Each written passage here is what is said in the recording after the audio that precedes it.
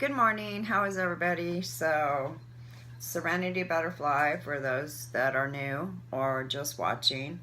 Um, this morning I'm going to be doing the Butterfly Flies Part 3, which is a journey, a personal journey from childhood abuse, pregnancy, adolescence,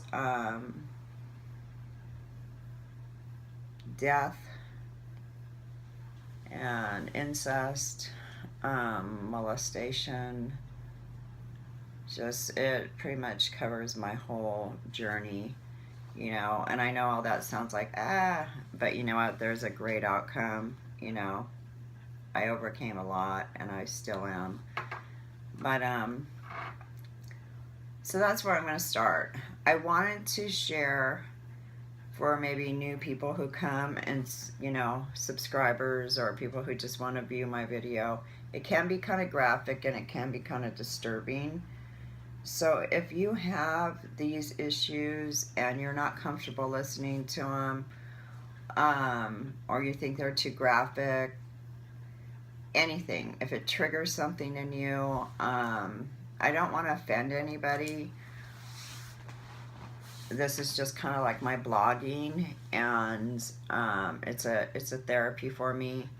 So I just want to tell you now that these things are going to be in it. So if it's something that you're not comfortable with, please just click off and watch my other videos. I think I'm going to keep the title, The Butterfly Flies, for all my segments of this, because for people that are following, they can start with the beginning and go to the different parts, because I do skip to different subjects in my videos. I have several different things I talk about, and there will be more. So I just kind of wanted to give that shout out about that. So I don't rewatch the videos, just like I don't reread anything I journal. I learned that a long time ago, not to go back, not to reread, not to edit, not to try to make it sound better or worse than it is or was. So therefore, I might repeat myself once or twice because I didn't go back and watch the first video. I did get up this morning and I did listen to some Joyce Myers, and I read my Celebrate Recovery, which is an awesome, awesome Bible for me. I just kind of want to throw it out there. It's a Joyce Myers Bible. But, and I did some Codependent No More, because that helps. That helps me with a lot of my issues, So, I guess we're going to get started. I'm going to light a cigarette because that's something I do. Maybe after another week at the gym, I won't be. Because let me just heads up first. The gym and the treadmill and smoking, bad combination. Thought I was going to have a heart attack or something. My husband's like, what's wrong with you? You only been on that thing for 15 minutes. Yeah, well, that 15 minutes is up, and I'm getting the hell off of it. And if I can walk to the car now, I am. Or you're going to have to carry me, one or the other. And so, okay, so, I think I left off somewhere in part 2. Maybe I'll do a quick recap. I grew up with an alcoholic father, an alcoholic mother who was also on tranquilizers, a brother a couple years older than me. At the age of 5, between 4 and 5, my dad started molesting me. I went to my brother. That ended up kind of in the same scenario. He started molesting and having incest and pretty much raping me. My mother knew about this, my stepmother. She was in complete denial. She was on her own, dysfunctional road. Back in those days, people weren't like today, oh, something's going on, let's call CPS, everything kind of just got shoved under the rug, and you just kind of had to deal with it. But at the age of 12, I had a son. Lo and behold, I couldn't tell you whose it was, my father's or my brother's.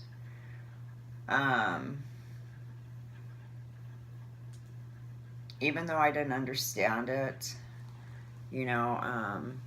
having a child, I was pretty much kept in the house a lot. I didn't have a lot of friends, but I knew I was different.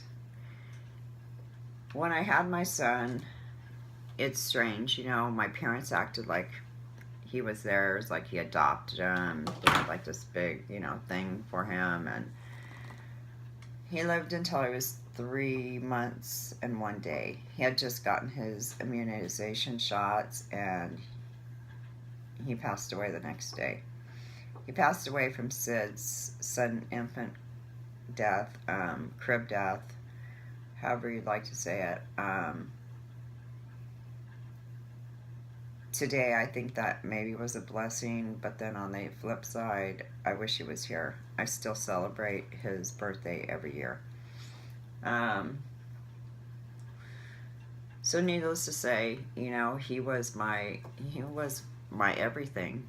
He was the only person that didn't hurt me, and I loved him with whatever dysfunctional, confusing love I had.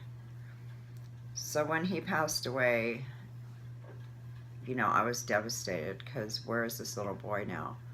I didn't know about heaven, I didn't know about hell, I didn't know about God, and honestly, if you would have explained it to me, I wouldn't have believed any of it anyway.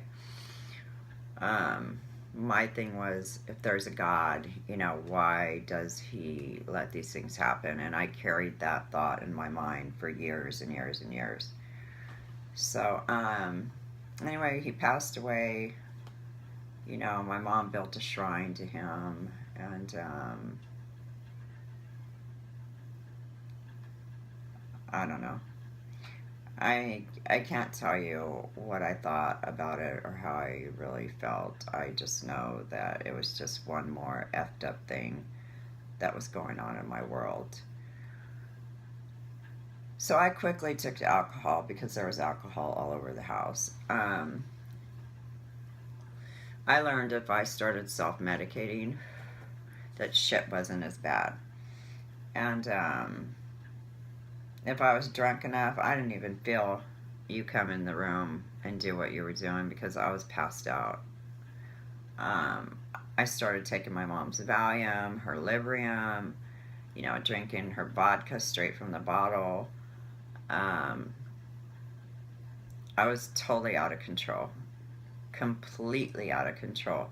And it's kind of strange, because after my son, my dad never touched me again. Never. It was like it never happened. I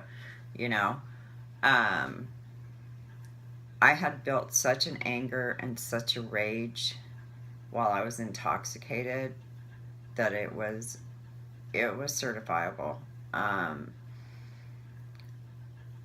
I would put things in my dad's drink when he would be drinking, hoping that something happened to him. I would fight with my brother. I would pick up lamps, pipes, whatever. I was just so full of rage and so dysfunctional. I really didn't go to school, and when I did, I got kicked out, because I was so angry. I really didn't want friends.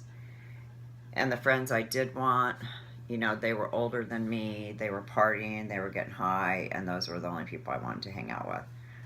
So that was my beginning journey of starting to become an addict. I already had all kinds of issues. So like I said, the alcohol, it numbed me.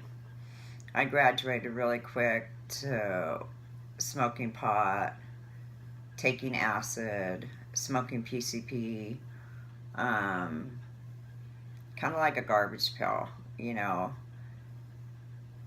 If you had it, I did it, I wanted it. And that's how I carried on, you know. And I gotta be perfectly honest, you know, through being molested and raped, I learned, unfortunately, this damn cigarette keeps going out. I learned, unfortunately, how to be promiscuous, how to use my ways, my looks to get what I wanted. I didn't necessarily have to have sex with you, but I learned how to manipulate. And I learned that through my dad, because even when he wasn't doing anything to me, if I wanted something, I knew how to flaunt around in front of him and get him to just give me whatever. Whether he was giving it to me for the reasons I thought, or he was giving them to me for whatever other reasons, I was getting my way, you know. So I started carrying on this behavior in public now, you know. And I didn't limit it to the male population. Um, Females were just as welcome, if not more welcome. I think because I hadn't been really physically hurt by a female. Emotionally, my mother, but other than that, you know, no. So I was promiscuous, and, you know, I did do things for sex, and, you know, I'd wake up in strange places not knowing how the hell I got there, or what the hell I did, and who did I do it with. And, um, you know, I was always running away from home. I was stealing my dad's car. I would bring girls home with me, and my mom would come in the room in the morning and, what are you doing? And I'm like, get the fuck out of here, you know what I mean? Like, what do you care? You know, you created this, so now you're gonna deal with it. Um, or stop having the cops pick me up and bring me home. That's the only thing those cops were good for back then. Um, because they didn't want to listen to anything else.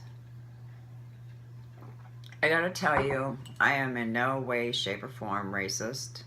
Um, I love all people, you know, with a good heart. I'm just, you know, but when I was growing up or being brought up, my dad was full-blooded German and Russian, my mom Irish, so the combination was some bad tempers. But my dad was like Hitler. We were not allowed to go out of our race as far as friends or boyfriends or girlfriends or anything else. Um, but we lived in a predominantly African American Hispanic neighborhood. And that's who I ran with, you know. Who else was I supposed to hang out with, you know? So anyway, I got a lot of ass beatings for that, excuse the language, but so my little stays at home became less and less. And there was a point where I got in an altercation with some girls, and I had a buck knife. My dad had given it to me a couple years prior to that. I don't know what he was thinking, because honestly, I can say I'm surprised I didn't use it on him back then. Anyway, you know, I ended up stabbing a girl multiple times, and honestly, for years I didn't remember how many times. I remember I ran home full of blood. My dad cleaned me up, took me to a motel, and rented it for a month. He was hiding me out. My mom, on the other hand, after like a week, she told the cops where I was, because they went to the house. Someone seen me run there after the incident. She told them the motel I was at, and therefore I was arrested and I was taken to juvenile hall. And that was my beginning of living through the system. You gotta, No, I wasn't afraid of juvenile hall. There wasn't anything there that you could do to me that was going to be worse than anything I had already endured. So, kind of like, I almost liked it in there, you know. I learned how to have friends in there because they were troubled kids and they had some of the same issues as me. So, what the hey, you know. I picked up worse habits. I began sleeping with girls on a regular basis. I had already dabbled in it and now it's kind of full blown with it. Not to say if, you know, a good looking guy when I got out wasn't there, you know, that I didn't become his girlfriend, because I did. But so my sexual behavior was off the hook. My mental behavior was off the hook. I was off the hook. I had nothing spiritual going on in me and didn't care. Okay, I was on a self-destruction mode for quite a few years, and that was the beginning of it. So I went to juvenile hall, and I was in juvenile hall for a couple years. Unjustly is the way I thought about it, because I didn't start the fight. There was like 6 girls and me, but that's neither here nor there. Um, from juvenile hall, I went to a girls' home, to a placement, and my mom and dad used to be able to come for group. How ironic. You know, you could earn your weekends home. Yeah, well. So once a week, they were supposed to come to family group, and we sat in an office. And I think the first 4 sessions, my therapist just told me all about myself and, you know, my problems and what I needed to do to fix them. And, you know, forget asking me why I have the problems.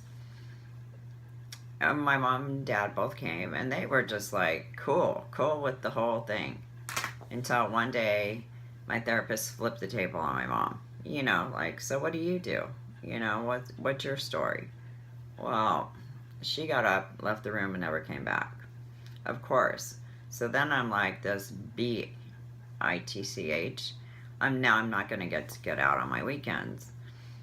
Well, my dad continued coming. I don't know if it was out of guilt or he wanted to make sure that I didn't reveal his secrets, which I didn't. And I got to go home on the weekends. My brother at that point had a girlfriend, and they would send her to pick me up. She was nice enough. She picked me up. She'd also bring me, like, you could smoke back then. She would bring me cigarettes. She would bring me whatever I needed.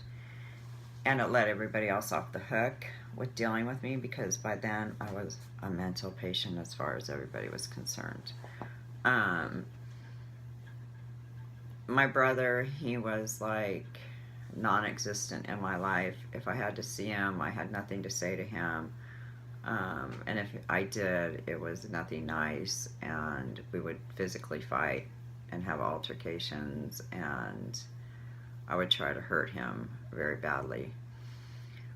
I learned quickly that sleeping with his girlfriend would be the thing that would sting him. So I did. And it did. And I was pretty amused with myself at that point. So after 3 years, I got out of juvenile hall and I got out of placement. And I never went home.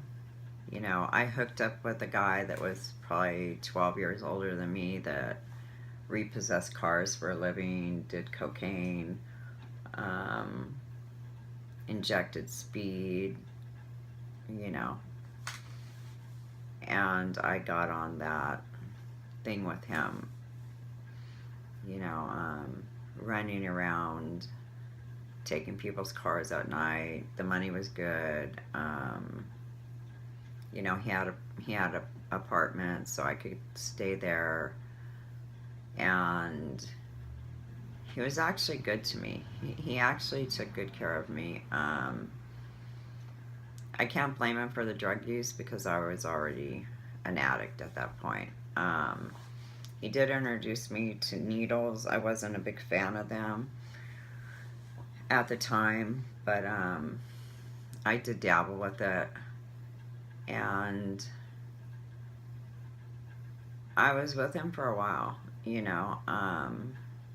I didn't see my parents very often, you know, maybe once every 6 months or something like that. I'd run into them.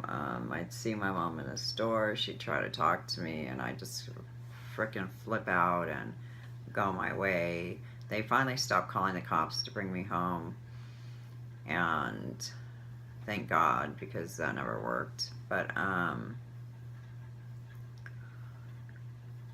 I guess I was just totally in my dysfunction by that point. Yeah, I am kind of hesitating because I don't know how long this is going to let me go. So I'm going to cut it here, and then maybe I'll continue from there. Yeah, because I'm not sure. I think I only got 15 minutes and I'm kind of over, so I don't know if it's even going to let me do its thing. But so that's kind of like, you know, what happened. I did, you know, I feel like I don't have to get like super super graphic. I feel like you get the gist of what I was going through. And I don't want to offend anybody, I guess I should say. And that's why I gave the heads up at the beginning of the video. So, I'm going to tune off for a minute. I'm going to drink some of my tea. We all know I'm avid chamomile, vanilla tea lover. And then I'm going to click back on and see if it uploaded. And yeah, so I want to thank everybody for subscribing, everybody for watching. I hope you all have a blessed day, and you're in my prayers always. If you have any questions, feel free to ask me for my email. Any comments are always welcome. Suggestions on how to walk through things are always welcome. So you guys have a great day.